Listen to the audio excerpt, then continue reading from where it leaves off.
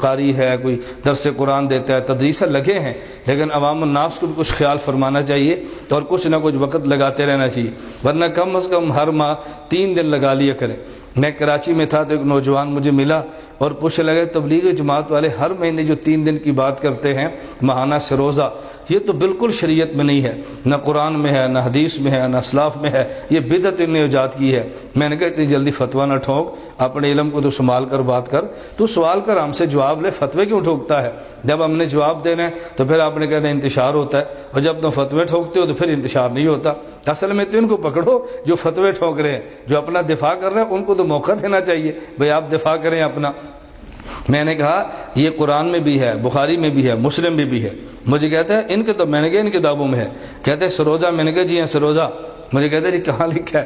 میں نے کہا رسول اللہ صلی اللہ علیہ وسلم عرش پہ گئے، 50 نمازیں ملی، رستے موسیٰ علیہ السلام ملے تو انہوں نے کہا حضور کم کروا لیں، یہ قوم نہیں پڑھے گی۔ حضور صلی اللہ علیہ وسلم 45 کروا لی، کہا کتنی ہے؟ کہا جی 45 کا 45 بھی نہیں پڑھیں گے۔ رسول اللہ صلی اللہ علیہ وسلم پھر گزارش کی تو 40 رہ گئی۔ یہ تو آپ نے حدیث سنی ہے نا، بالآخر 5 نمازیں رہ گئی تو حضرت رسول اللہ صلی اللہ علیہ وسلم پر وحی آئی، آپ کی امت 5 نمازیں پڑھے گی، اجر 50 کا ملے گا۔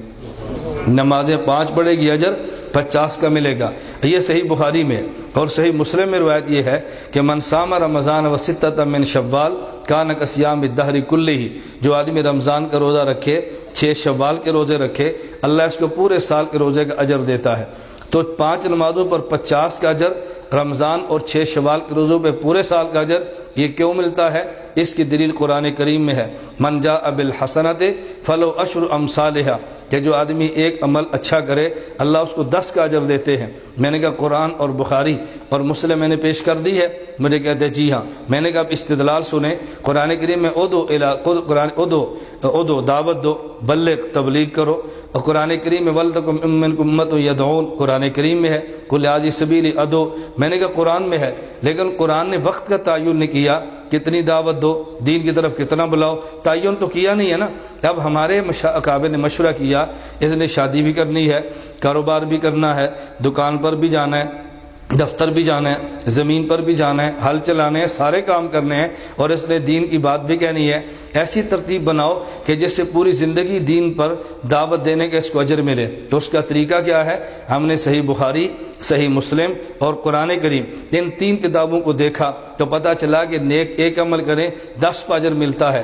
تو مشائخ نے کہا ہر مہینے میں اگر یہ 3 دن خدا کے راستے میں نکلے گا، 3 کو ضرب سے دو، 10 سے ضرب دو گے تو 30 بنیں گے، تو ماہانہ اگر 3 دن نکلتا رہے تو پوری زندگی خدا کے راستے میں نکلنے کا اس کو اجر مل جائے گا، کاروبار بھی کرتا رہے گا اور پوری زندگی دین پر چلنے کا اجر ملتا رہے گا۔ میں نے کہا ہمارے پاس، کہتے ہیں ان سے دلیل مانگی کئی تبلیغ والوں سے، وہ تو دلیل نہیں دیتے۔